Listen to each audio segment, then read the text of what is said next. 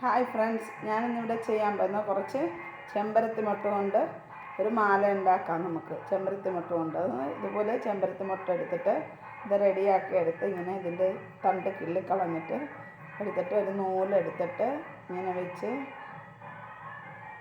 നമ്മൾ മുല്ലപ്പൂ കെട്ടും പോലെ തന്നെ കെട്ടണം.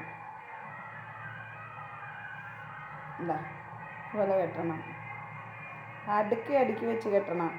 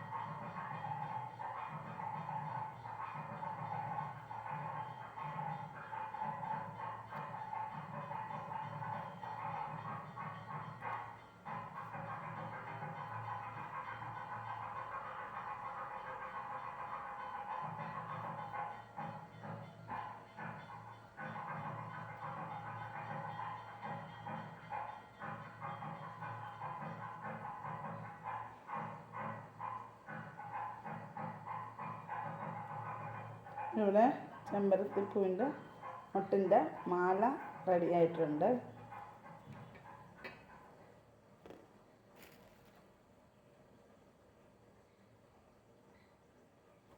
അപ്പോൾ ഈ വീഡിയോ എല്ലാവർക്കും ഇഷ്ടപ്പെട്ടെന്ന് കരുതുന്നു. എല്ലാവരും ഷെയർ ചെയ്യണം, ലൈക്ക് ചെയ്യണം, സബ്സ്ക്രൈബ് ചെയ്യണം. അടുത്ത വീഡിയോ ആയിട്ട് വരുന്നത് വരെ എല്ലാവർക്കും ബായ്.